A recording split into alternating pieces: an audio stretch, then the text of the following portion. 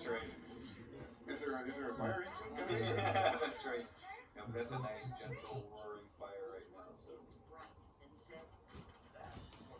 And this is actually a piece of art done by Joseph Coolidge's son. Is that who it was? Yeah, Joshua. Yeah, I think Joshua actually painted that picture. So it's really cool to see that. It's something you'd actually see on bridge of any parent with a 5-year-old. All the lies that others made up. Pretty authentic. That's right. And lastly, Did I ever pay you for this? no one We're in trouble now. That's right. I want you to soar. And I want to mention Kurt here too, because Kurt just did such a fantastic job on the score. Well, both in Jiggle and here in Snoodle. Mark Volcano actually did created the rough score for this, doing a lot of it actually himself. He found out some stuff on a keyboard that Kurt used for reference. Kurt was able to take that plus some of the score Mark pulled from the films and just come up with something really, really beautiful. I just love the way the score came out. I think it's magnified too by the fact that the production on this is running so close to the end of the schedule that he didn't have much time either. Yeah. He was very, very pressed at the end. Yeah. But it certainly didn't hurt the quality of the music. Did a marvelous job. That's kind of a really interesting, kind of funky feel too that we really like. Yeah, got a quirkiness to it. Yeah.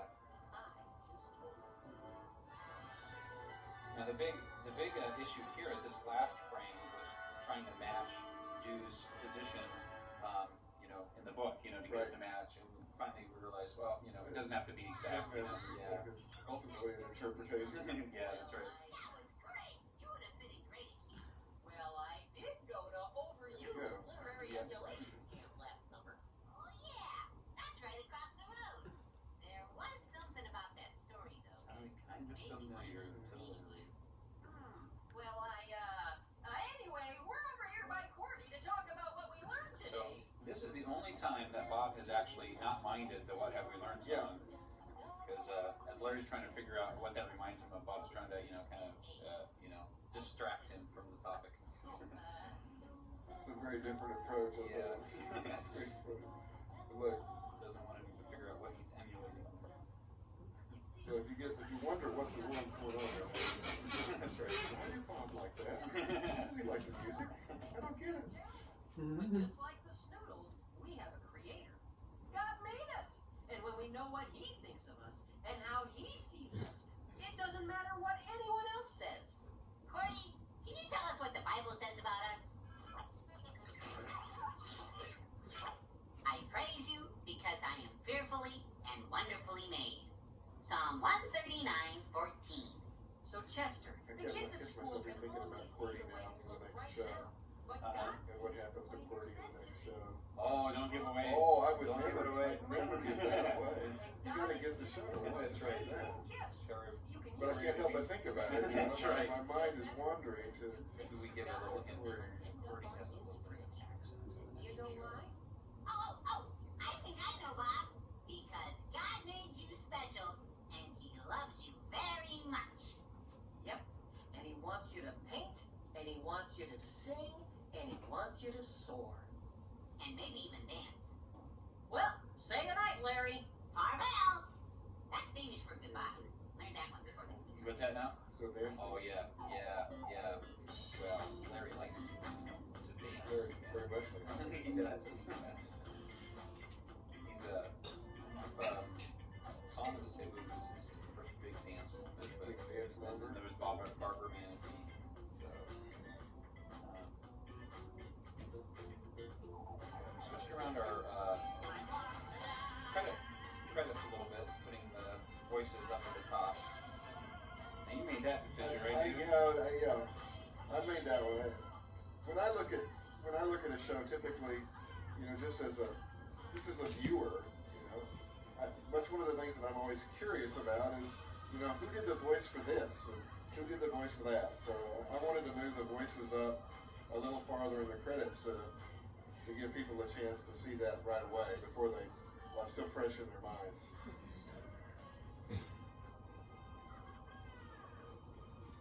So you can blame me if you don't like it. Hey, I won't complain. I'm not complaining. But At least we know Larry liked it. that's right. Yeah, and this is all pre-production stuff that's going by here, and now the production is coming in and from DKP up in DKP. Canada. Yeah. This was kind of tricky to do just because of the fact that we had so many people work on the show. You Yeah. know, our crew and then the DKP crew, and I had to figure out how to appropriately credit, each group. Right, right. And it was tricky. Yeah. Hopefully everyone felt good about it. Yeah. But it's just probably more people actually worked on this show than any other VeggieTale would be. That's my true. guess. Yeah. Well, Easter held the final or the former title. Yeah. Easter had held the title for the most animators, Okay. ever working on any VeggieTale show. Okay. Okay. And this one,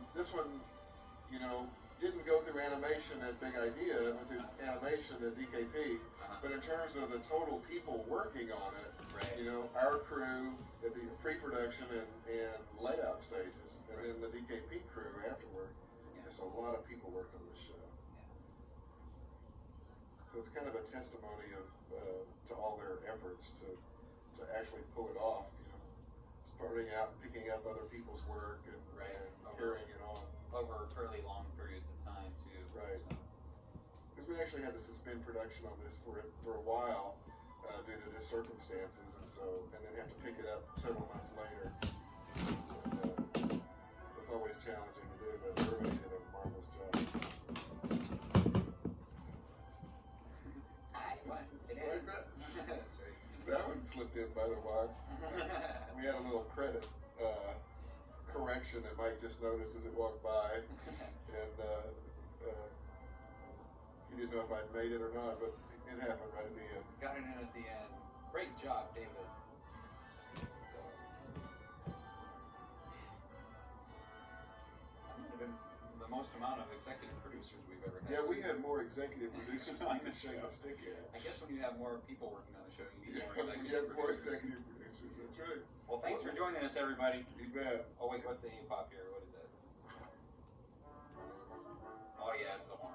Okay. It's a Snoodle being creative. Good night, everybody. Good night. Hi, kids, and welcome to VeggieTales. I'm Bob the Tomato, And I'm Larry the Cucumber. and we're here to answer your questions. Yep. I bet you're wondering why Larry has a shoe on his head. Yeah, Bob. Why do I have a shoe on my head? Well, I got a letter today from Latasha Robbins of Savannah, Georgia. Latasha wants to know what loving your neighbor really means. And that's why I have a shoe on my head? Yes. No. Well, kind of. Help me out here, Bob.